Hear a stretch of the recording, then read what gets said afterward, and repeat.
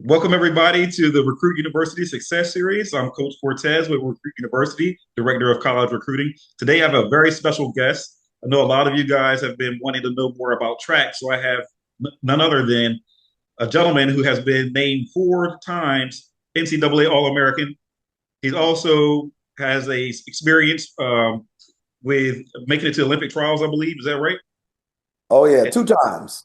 Wow, that's amazing. And then he's also a strength and performance coordinator. He was for the University of Georgia football team as well. I'm going to welcome Mr. Sherman Armstrong. How you doing today? Man, I'm doing great. It's a pleasure. Yeah, so I wanted to just shout out all your credentials. I don't know if I missed anything. Can you just tell me all of your credentials so that way people know they're talking to an expert? Yeah, athletically, 9-time Big Ten champion.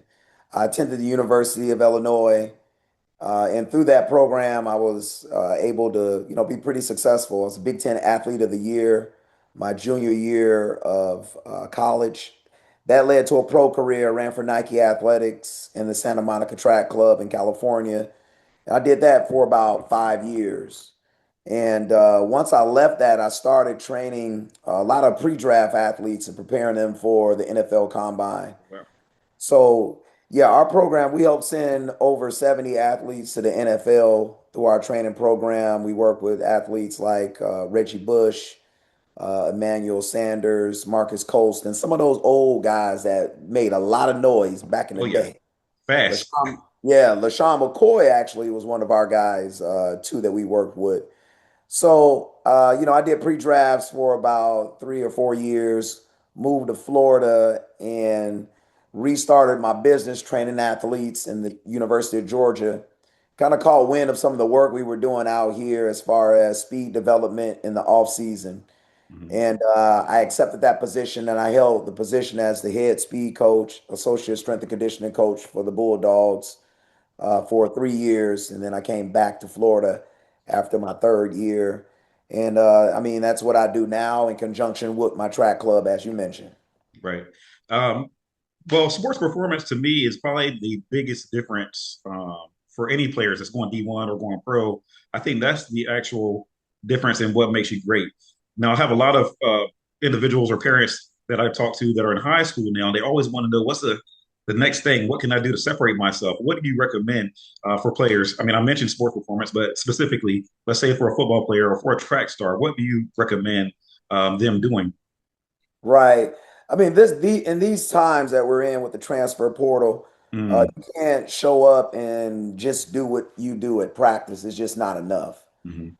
You're expected to show up as a freshman or better yet, a sophomore or junior in college, not just mentally, but physically. So you have to physically be and look the part and be ready to go. So you have to have a certain level of maturity.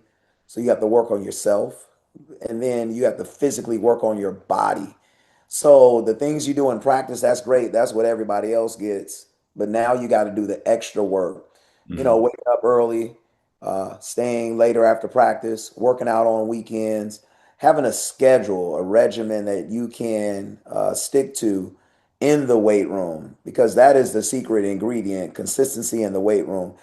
I know when I was at the University of Georgia, and this was before the portal, our head coaches, we sat and we met, and for the strength staff, our job was if we identified any athlete that looked like they, really love the weight room in the process, because you can physically see it. He wanted us to give them that kid's information so they can look out for them as they do their drills for their position, etc. So it's the secret ingredient, and it plays into every sport. But some of my best athletes that are the best at what they do in the nation, those athletes are the ones that they're in the weight room 3 days a week, committed, plus what they do at school and what they do extra with us. Right. And this is high school or college? This is high school. Wow.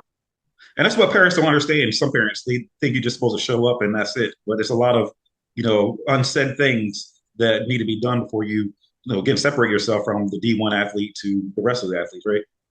Oh yeah, yeah. Mm, I mean, the other dimension is nutrition, and then that's a there's good one. rest. So it's like this list. I mean, it kind of goes on. Okay. But if you want to create value for yourself to where school's gonna pay you to show up, yeah, Hmm. you have to be willing to put in that type of work and that attention to detail. Absolutely. Absolutely. I hope these parents are going to take notes here. Sounds like you're going to have a lot of information for us. Oh yeah. um, so with track specifically, I personally believe in recording and getting film and being able to see the form. A lot of parents are depending on tools like Mile Split to get numbers. Where are you as far as putting your student athletes out there and getting them noticed? What do you prefer to use? To get them out there, track is different. Okay. So the measurement, the metric is time. So Hmm. what are you running? And I always tell my athletes, college coaches, they're looking at time. And then not only that, if you run a fast time, they're looking for consistency. I've had kids that have ran very fast, but they've only done it once, Hmm. or they've done it, it's not consistent. So they look at that as a red flag, right? Hmm. So I tell my kids, if you run the times and if you're consistent, then, depending on their standard, depending on that university, if it's a Power Five major Division One university, I know what they're looking for already. And what is So that? so it depends on the event. Okay. If you're running a hundred, you got to be in the 10-3, and that might not even be fast enough because of the portal. Hmm. So if you're in the 200, you have to be hitting 20s. 21s aren't going to cut it. The 400, you have to be at 46, a low 46, and then there has to be that consistency there. Same thing with the hurdles for, 110s. It's got to be 13.5 or faster. Okay. So those times matter. Each school has on their website, they have like the standards that they would like for those that are interested in their program to meet or to hit. For Hmm. scholarship, they have the numbers per every event, right? What you need to run to be considered for a scholarship. They also have it for walk on. So those are the things that I have my kids look at, and it creates this. For most, it creates a sense of urgency to get out, show up, be consistent, do the work, and it gives them this bar, this measure of where they want to go, and then what needs to happen in between, and who they need to connect themselves to help them get there. So that is the big tool that we tell them. If you run fast, here's where you can find where on these college websites. Then I can have a better conversation with the coach. Otherwise, I won't waste that coach's time. Yeah, right. Exactly. So with the times though, there's different events that you run. There's some outdoor, there's some indoor. Um, those matter, right? As far as your times, like the track that you're running on, was it clay or asphalt or what have you? Does that make a difference in their times? How do they see that? Right. So yeah, the surface nowadays, indoor track, they all have Mondo, Mhm. Super Mondo tracks. So and then outdoor, uh, fast times are going to happen on the rubber track, the Mondo tracks. Mhm. So, in athletes, they'll have an opportunity to get on these tracks. There are going to be some, depending on where they're at, that are going to have asphalt tracks. But eventually, as you get into district and regionals and as qualifiers for states, they're going to get a chance, an opportunity to run on some fast tracks. Mhm. And in the Tampa Bay area, a lot of schools here have a rubber track, but I do know that there are some areas in the country that don't.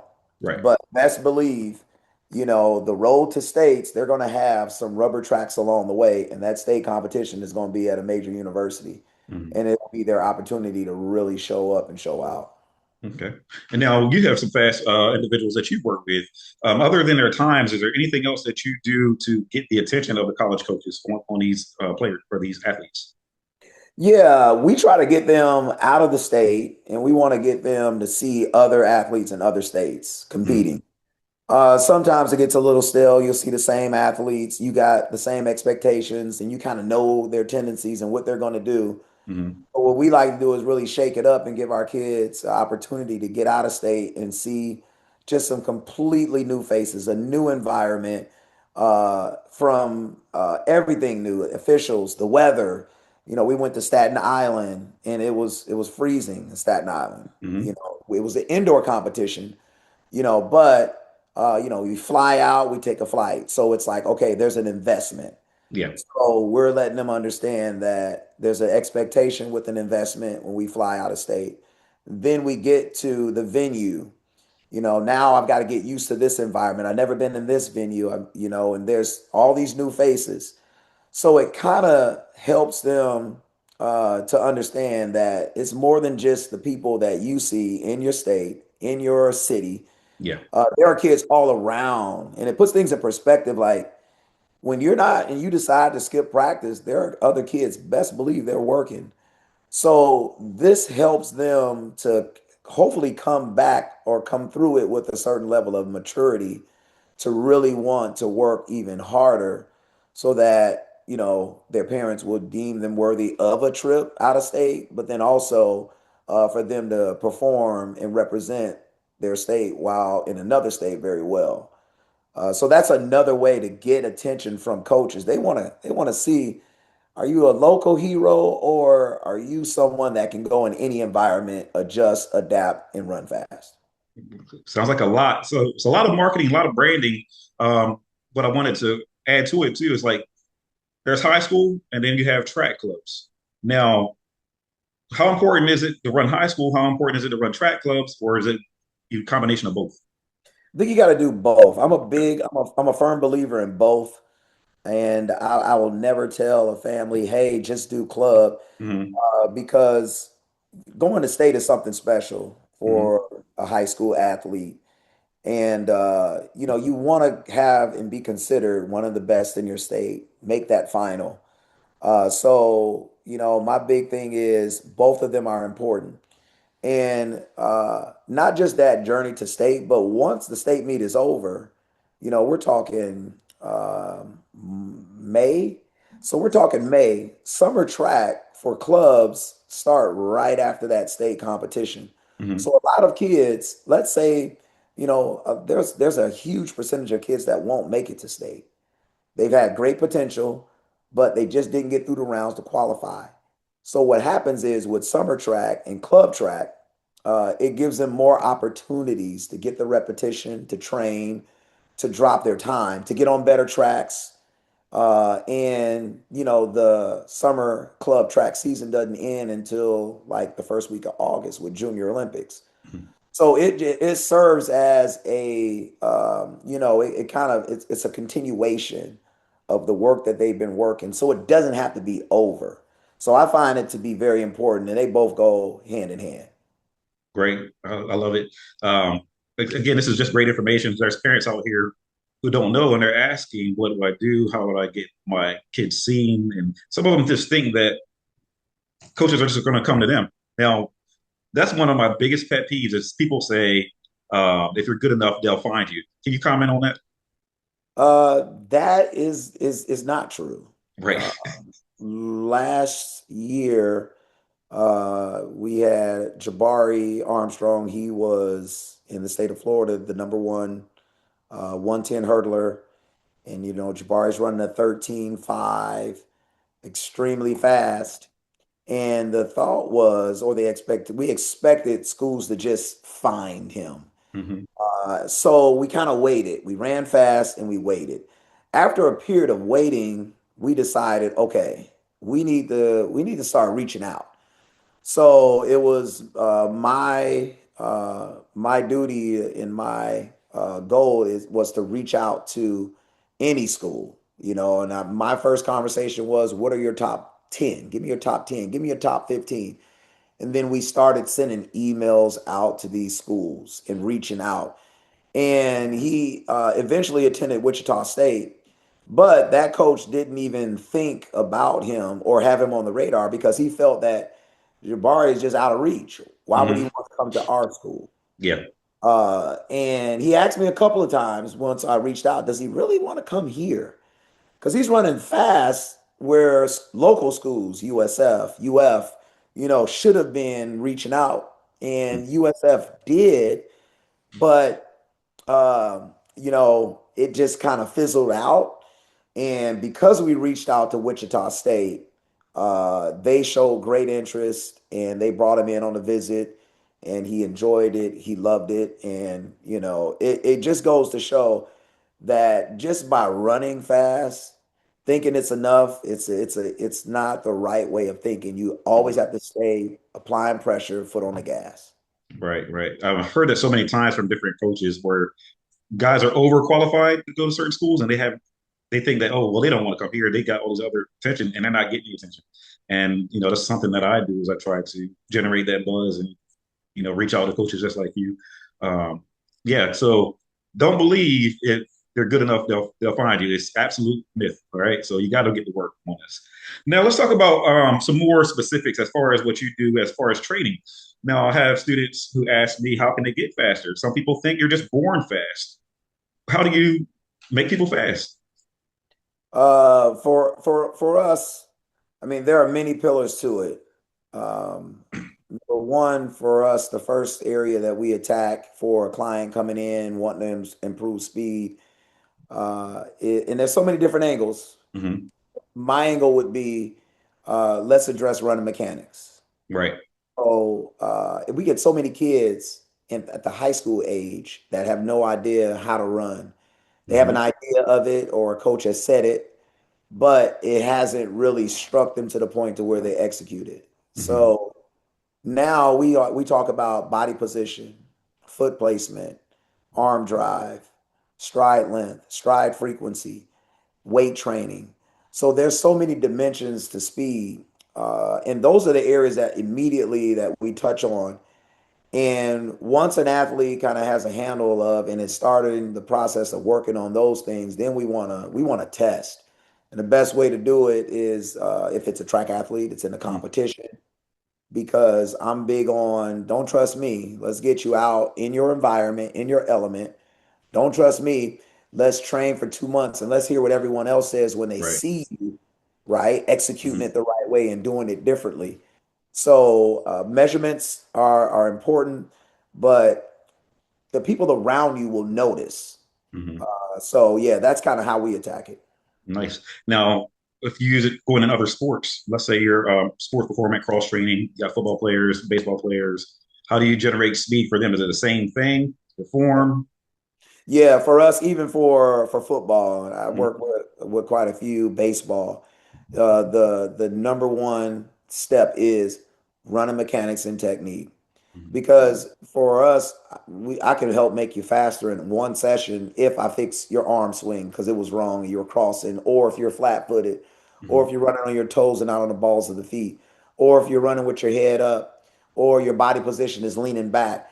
Just by tweaking one, two, or three little things within a session, you're faster right away. Hmm. So yeah, it's good. Awesome. And then you touched on something else a little earlier is nutrition. So you want to make a complete athlete. Um, talk about nutrition a little bit and how they should be handling themselves before the season, during the season, and then maybe after the season or after a meet. Yeah, I mean, nutrition is it's important to be locked in on nutrition, Hmm. especially because you're not a civilian, you're an athlete. You Hmm. can't just eat like everyone else. You got to hydrate, you have to eat frequently so energy levels as they drop, you eat again and energy levels rise. And then you have to have a game plan, on competition days, what to eat. What am I eating for breakfast? Am I getting the protein? Am I getting the fruit? And different little things like that. And then, how far out from the start of my competition am I eating a Hmm. mini meal or a snack? And then what am I eating afterwards to restore, to recover, to recoup? So there's a lot of thought that has to go in on what you eat. We want to stay lean meat. We don't want greasy foods. The night before a race, yep, we want our carbs. And if I'm competing early in the next morning, I don't want anything heavy that night before. So there's a lot of things. And then I got to pack my bag right if it's my competition day. Yeah. I want to have applesauce, honey sticks. I want to have a turkey sandwich, one or two of those cut in half because I may eat halves at a time throughout the day. How many events am I running if it's track, if it's football? what do I have if my team doesn't have it as far as electrolyte uh, Hmm. at halftime? So I'm getting the replenishment, and because water is important, but I've got to have that as well. And then post workout, am I having a protein shake, some form of protein, or chocolate milk, which is pretty basic, but it does the trick with regards to promoting muscle recovery from that event or that practice. So nutrition is everything, and obviously there's so much to it. I'm not a registered dietitian, but I Right. do study heavily on what my athletes should be eating. So even with our club, when I show up to a track meet, I've got granola bars, I've got stingers, I've got honey sticks, we've got water, Gatorade, you name it, because I don't want the excuse to be because I didn't run fast, I didn't have A, B, or C. You got everything at your fingertips, Hmm. and I'm constantly checking in on you. You just got through running, you need to eat something, etc. So, nutrition's important. But you got to have the right people in place, especially as a high school student. We want them to be responsible, but a trusting adult that can help, usher them the right way is going to also pay off big. Yeah. Now they don't always listen, but here's one that I'm really passionate about. Talk about energy drinks. What do you think about those? Energy drink. I just last week, I've heard that energy drink is during a competition or just before can be appropriate. And this young lady, she's a certified nutritionalist, Hmm. but her her angle of it is it is a minor supplement Hmm. on competition day. It is not a daily thing, 7 days a week thing. This is okay, I've done the eating right. I may still feel just a little sluggish. And, maybe I'll have half of this drink to kind of help me out. But it doesn't mean that you abandon, the eating right, and all those other things and hydrating in between, etc. So it should never take the place of eating right and being responsible. Hmm. Uh, but it does have a very small place in performance for those that need to be a little bit sharper, want to feel a little jump, but it doesn't take the place of eating right. Absolutely. I agree with that 100%. All right. Well, I don't have a whole lot left, but I do want you to end on what would be something that you would tell your former self if you had to start all over from right here and now. And if there's a parent out there or just an individual who wants to go to the next level, what would you tell them? The weight room. It is so undervalued because everyone wants to play, play, play. Hmm. And it's the weight room. It's the days that you're not training at school, right? Or with your team or whatever it may be. It's finding that time to consistently get it in so it is part of your routine. It has to be a routine to the point to where it's just something that you look forward to. And if you don't do it, you're feeling bad. You're trying to figure out how can I make this up? Hmm. So if you're an athlete and you really want to be elite and take it to the next level, the weight room is a way. And if you've been successful and you haven't been in the weight room, imagine what your performance would be like in the weight room. And Hmm. it's not just about getting bigger, faster, and stronger. The best commodity that an athlete has is availability. So now we're talking about injury prevention. Oh. Yeah, so being in the weight room, Hmm. it provides this armor Hmm. around the athlete to be more resilient, more durable, whether contact sport or non-contact sport. It just sets them up to move in different planes of motions without overstretching or overreaching. Their body's accustomed to the stress and the strain. So from an injury prevention standpoint, it is huge. So if you're an athlete that's often injured and you're not using the weight room as a tool to get stronger, This is the missing component, it's the missing piece. And remember, if you want to play your sport at the next level and you haven't weight trained, number one, you probably haven't performed to the point to where a university will see value in you. Mhm. And if you have, the thought is, well, am I valuable enough that the coach will overlook the transfer portal to choose me? Yeah. Because those guys, not only have they been in the weight room, they're battle tested, they've been through the ups and the downs, they understand how to manage Mhm. in academics and athletics. So their way of thinking and operating is already at a higher level. Why should they choose you? Right. 100, and that's deep. The transfer portals here is it's not going anywhere. So you're competing with guys who have college experience now. So it's definitely a challenge out there.